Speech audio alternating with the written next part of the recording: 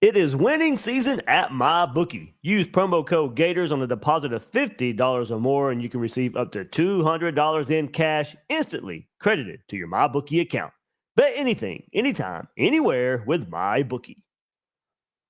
And Gators Breakdown is proud to partner with AG1, the daily foundational nutrition supplement that supports whole body health. Try AG1 and get a free 1-year supply of vitamin D and 5 free AG1 travel packs with your first purchase. Go to drinkag1.com/Gators for more. Gators Breakdown, because there's never a dull moment in Gator Nation. The Gators Breakdown podcast is ready to go. I am your host, David Waters. You can find me on social media at GatorDave_SEC, at Gators Breakdown. And here we are. It is Florida, South Carolina week. So, like we always do every year, bring in my good buddy, Wil Gunter from 107.5 The Game in Columbia, South Carolina. Well, man, we've made this a yearly tradition. We saw each other recently at a wedding over the summer as well, so it was good to see you in person once again. But here we are, Florida, South Carolina weekend. Hey, last two games haven't been all that close, but the ones before that have been. So who knows? Who knows what Saturday holds for these two teams? Yeah, let's go back to something you opened with, because at least on our radio program, really for the last four opponents, it's been an interesting comment for South Carolina. I can't speak off the top of my head as you opened with that, what Florida's schedule is next year. But South Carolina, the last four games have been Georgia, Tennessee, and Florida, Mississippi State in there as well.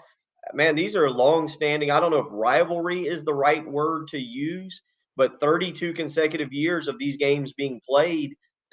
South Carolina will not see Georgia, will not see Tennessee, and now will not see Florida on the schedule next year. Kind of an odd thing. I think we all thought that the Gamecocks would get one of the three. I think a lot of people thought it would be Georgia. Some people thought it would be Tennessee because of the history of that series. And then, Florida seemed maybe a little bit more likely. But at the end of the day, it's strange.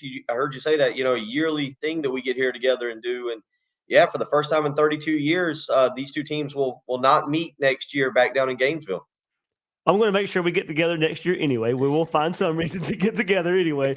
Will brings it really good SEC talk as well there from Will. But that's weird. I didn't even think about it for South Carolina. So that would be, if I'm thinking about it right, y'all the three closest within driving distance, maybe schools, and you don't still play of all the. I mean, however you want to look at it, South Carolina plays Missouri, Texas A&M, and Oklahoma all next year to go along with Vanderbilt, another pretty far road trip, and then you've got Kentucky, I think, still on the schedule.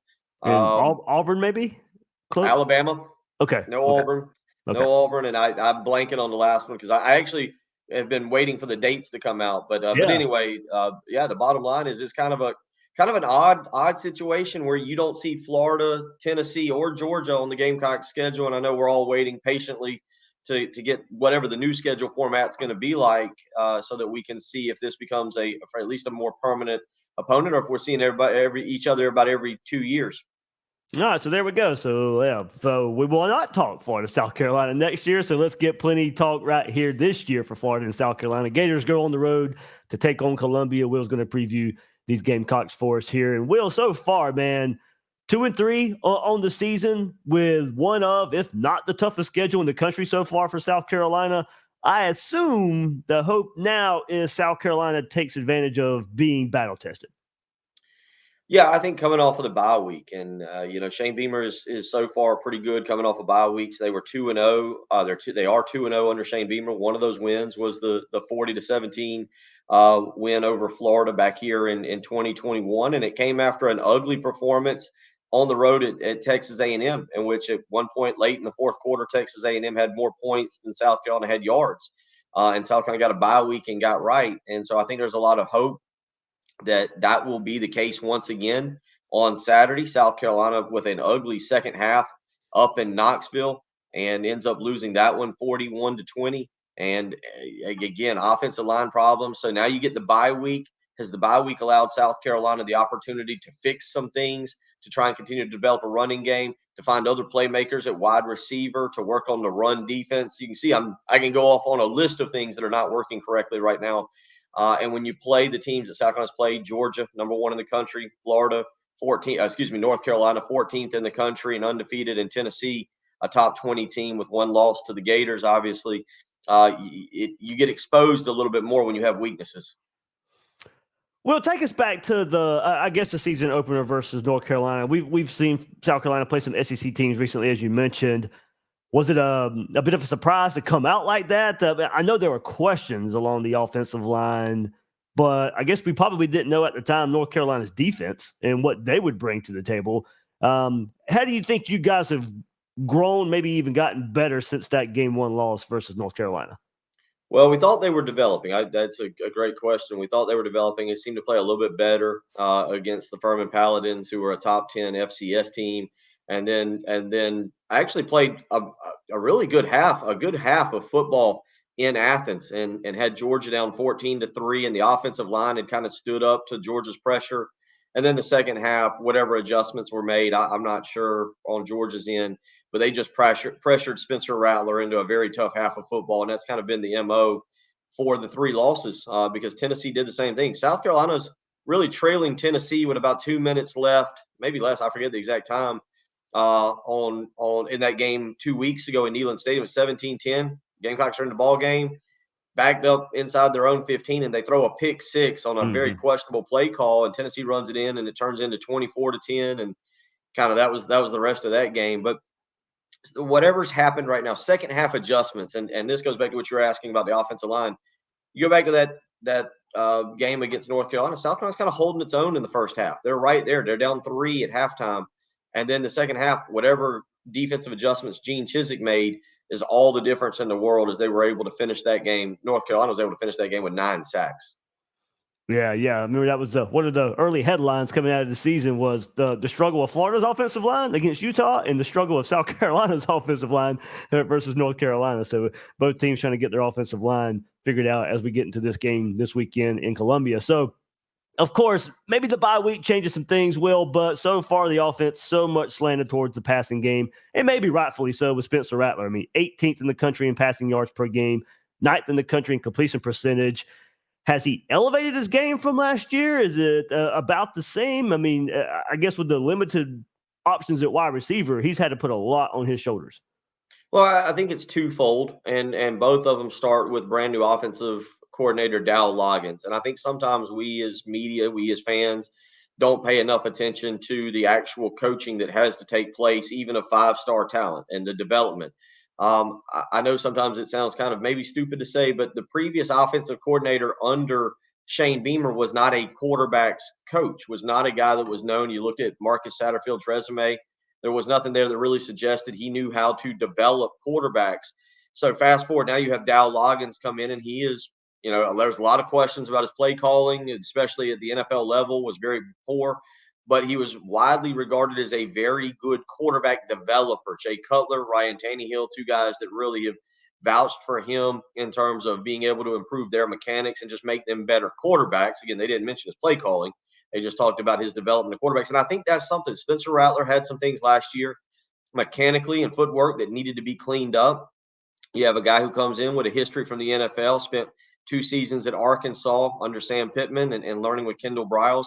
And I think that's a big part of it, is that you actually have somebody who can coach a quarterback, even a guy as good as Spencer Rattler, and change some of the small, maybe inconsistencies he has, or the small flaws. And I think that's been a big help for Spencer Rattler. And 2 is, look, you got to put them in a position with play calling to have them be successful. You just can't come out and sling it downfield 40 times a game, throwing 15, 20-yard passes and expect somebody to be successful. You got to mix in the intermediate and the short passing game.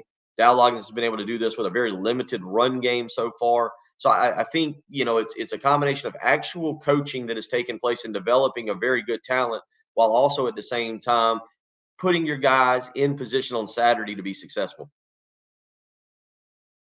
Well, we go to Rattler's favorite target, Xavier Leggett, and certainly needed as Juice Wells has been injured. I got hurt worse in the Georgia game and hasn't been back since.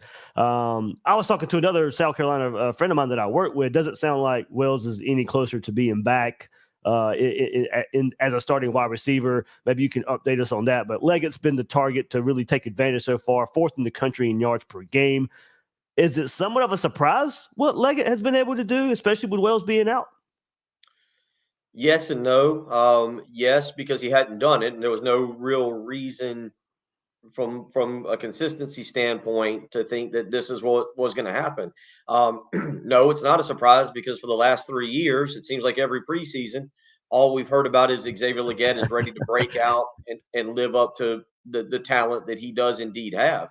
And so, yeah, he finally does it, and you go, oh, well, okay, finally these coaches know what they're talking about. But at the same time, there wasn't anything there. David, I'm sure you several times covering the Florida Gators have heard of players who have these great preseason camps for several years, and it never translates into on-field production. So yes and no. Yeah, it's a little bit of a surprise because we've never seen it. No, it's not a surprise because Lord knows they've been talking about this young man now for 3 years, and finally year 3 was the key. Well, would you say? I mean, numbers show it. He's the only proven weapon. Is there another receiver that maybe we should keep an eye on if Florida's going to maybe double Legette and try to take him away? Was there another beneficiary in that wide receiver core? Maybe not in the wide receiving group, but Trey Knox has started to come along kind of as that, that hybrid tight end / wide receiver. And he had a better game against Tennessee. He's had some critical drops. Arkansas transfer, was recruited to Arkansas under Justin Stepp, played for Dow Loggins, and is a bigger kid, good speed, but he'd had some critical drops through the first 3 games and then finally started to come on a little bit in the Mississippi State game, made some plays in the Tennessee game, didn't make enough. I think that's the guy that you look at if Juice Wells indeed can't go, and I expect we'll get some information later today on his status. It is interesting on the depth chart that was put out on Monday. He is not on the depth chart at all. They've got a 2 deep, and whether that's an updated depth chart or we're going to learn. I don't know. We actually discussed that on the radio program this morning, if that meant anything. But the bottom line is, you're right. Juice Wells not right now, at least I don't think, is expected to play on Saturday, and likely, in my opinion, just from what I've heard, again for the rest of the season. But with all that being said, I think you look at Trey Knox, and then Southland's got 2 wide receivers that I think are really intriguing and are coming along. Number one is kind of a taller, more of a jump ball type receiver in Omega Blake, who has had some catches this year, has been very good.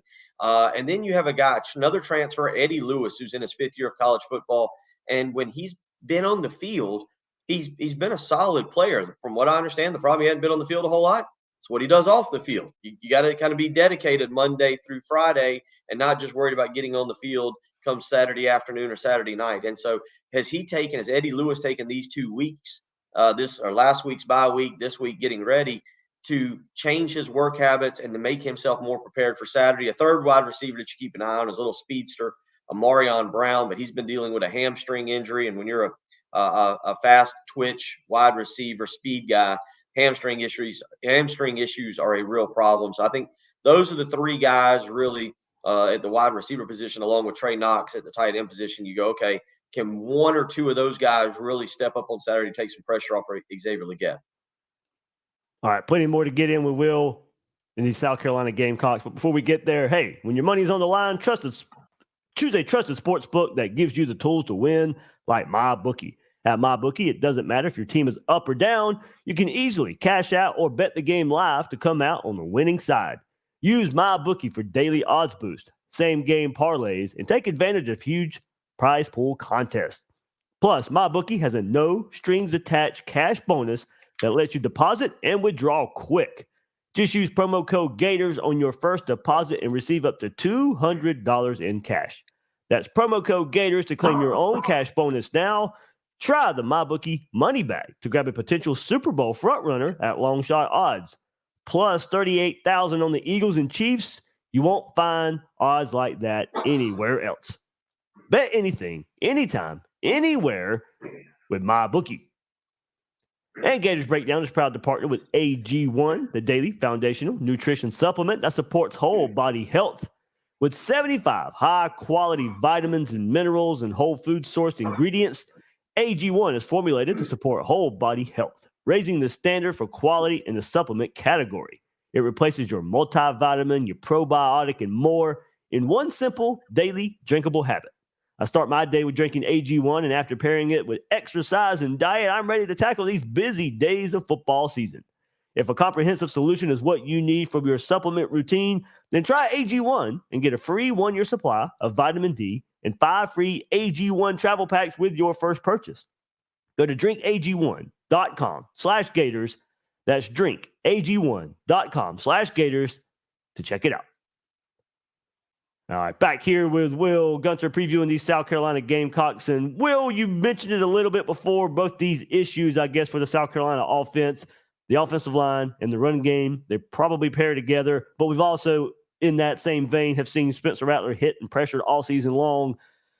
Is the run game just not a threat? Should it be written off? Do you see anything coming off of a bye week as well, maybe to get that going? Well, this is the week we find out, right? Like you've had everything you've seen, and you have played some good defenses in North Carolina, which I think is better than we realized. Georgia is always going to be a good defense, and then Tennessee is not shabby. Against Mississippi State, South Carolina was able to run the football with a small level of success. Mario Anderson has kind of been the guy who's taken over. The simple fact is this: South Carolina, outside of Mario Anderson, doesn't have really another legitimate SEC running back. And that's a big problem. Your offensive line might be decent, but if you don't have a guy who can kind of hit a hole, has vision, has a little wiggle, it makes it even more difficult on an offensive line that's trying to figure itself out. And to carry on Joyner, God bless him as a Gamecock. He has done everything you would ask. He could have easily transferred multiple times. He struggled. They've moved him around from quarterback to wide receiver. Now he's at running back. He really is best as kind of a gadget player who can kind of line up in the Wildcat, or you kind of shift out and catch passes. But he's simply not a true running back. And Juju McDowell is 5'7", about $155, $160. Again, kind of a gadget player that maybe you can throw out in the slot. You want to get him in one-on-one situations. They do have a freshman in DJ Braswell, who I personally think they ought to play more. I think he ought to be the second running back and just turn him loose like they have some other freshmen. But, that's going to be the question this coming Saturday. What happened if you can't get it going? Not that Florida's run defense is bad, but if you can't get it going off of the bye week after a little self-evaluation, you go into the back half of the football season when there's really no opportunity. You're game planning Monday through Thursday and getting ready on Saturday. It doesn't set up for a good situation to improve your running game. So to me, if we don't see major changes and them having it fixed this coming Saturday against Florida, I don't know how you fix it the remainder of the season. Will, let's move to the other side of the ball. Man, I mean, you look at the schedule so far. Look, we've already talked about how tough it is, but I think everybody, when you think of North Carolina, Georgia, Tennessee, you are going to think some good offenses at the same time, really good offenses. So how do you weigh what you've seen from the defense? Because the stats won't scream out that this is a good defense. But, hey, look, a lot of defenses when they play North Carolina, Georgia, and Tennessee probably, are going to struggle at the same time. So this defense had to be ready to go from the start. How do you weigh who you've played and what you've seen so far? Well, I mean, look, Mississippi State ripped them up through the air pretty good. There's just been some blown coverages. It's in a way, it's a young defense. When you look at them, I mean, right now in the secondary, you're playing two true sophomores. You played a lot last year, so when do you label a guy a veteran?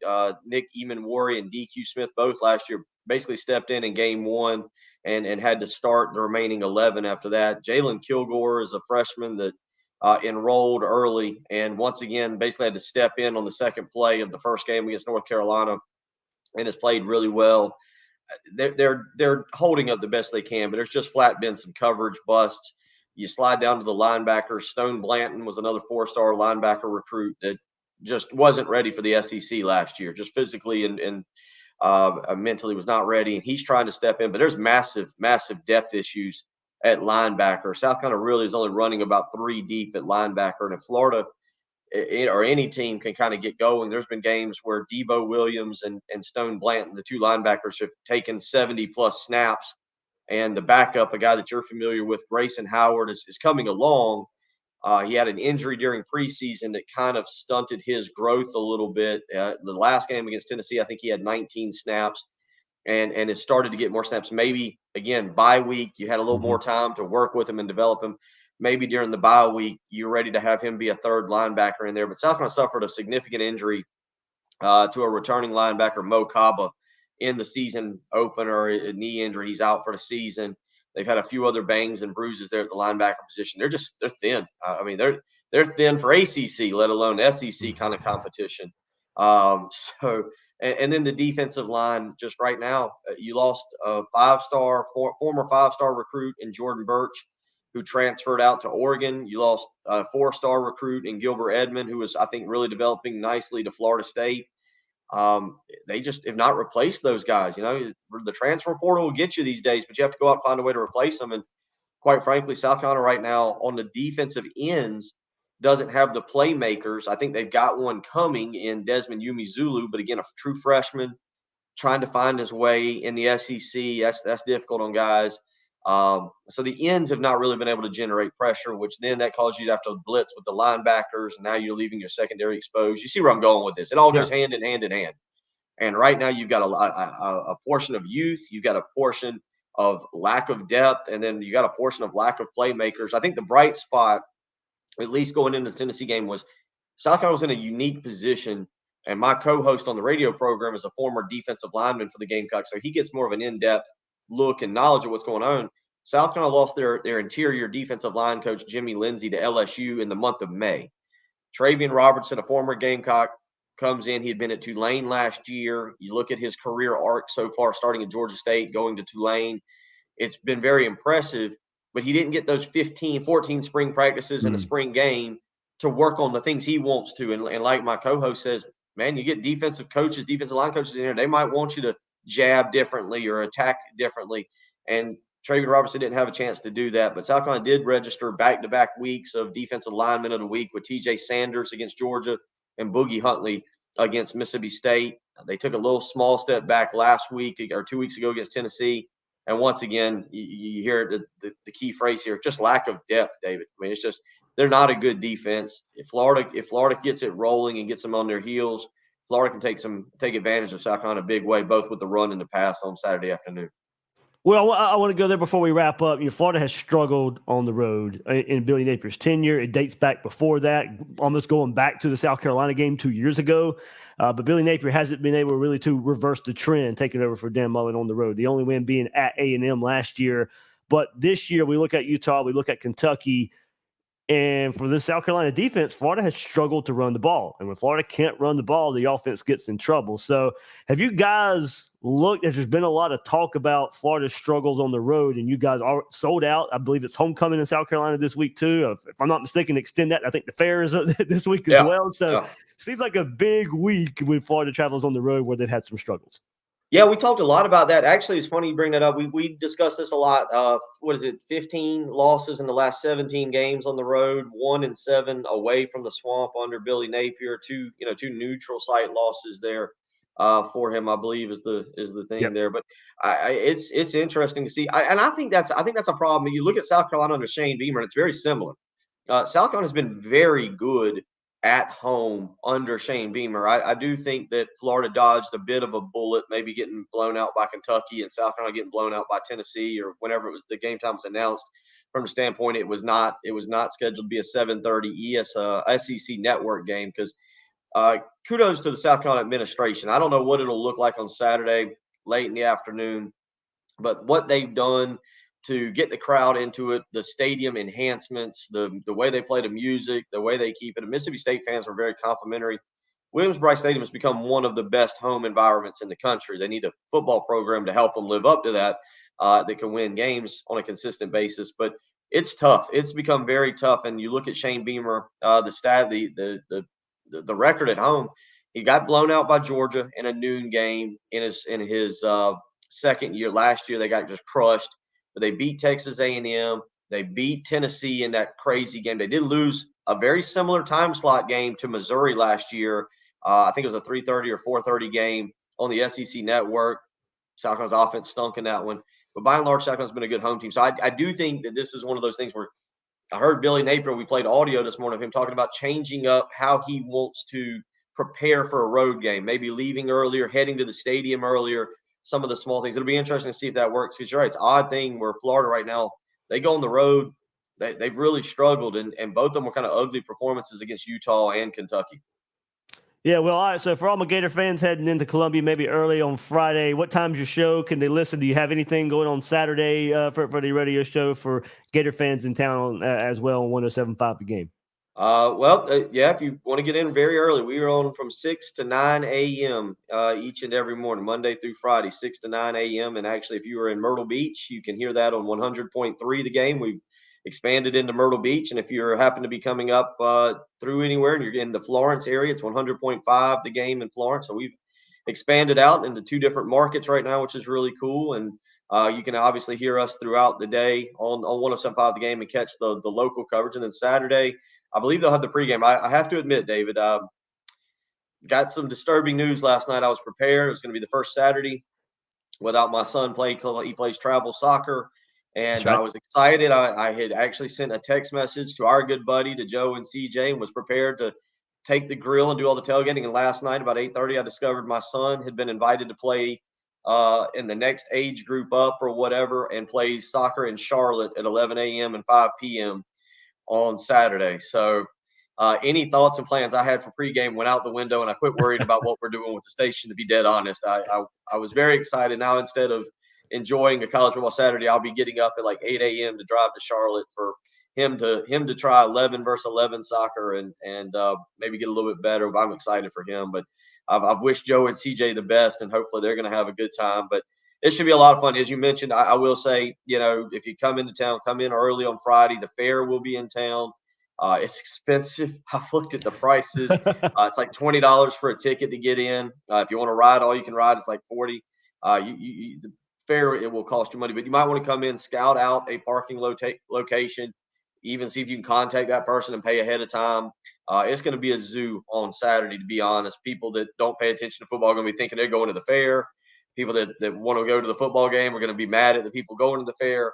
It's going to be an incredible environment. It's going to be an exceptional environment. The lights there as the game comes to a close and everything that's part of the fair when it's in town. It's going to be really, really neat. But yeah, I would say if you get in town early. If you want some pizza, go see our good buddy Brian Glenn. Village Idiot Pizza is always fantastic. If you want an upscale meal, Saluta's down in 5 Points is always a great place for a steak. There's obviously a Hall's Chop House, which is really good. Several great places, and glad to help anybody if they want to hit me up on Twitter at Wil, Wil Gunter, Guntr, make recommendations. But it really should be a big game for both teams, obviously, and I think it'll create a fun environment. And kind of hate that we're going to see this series at least broken up for a year, if not 2, because there's really the last 15, 16 years. It's been a very fun series to follow.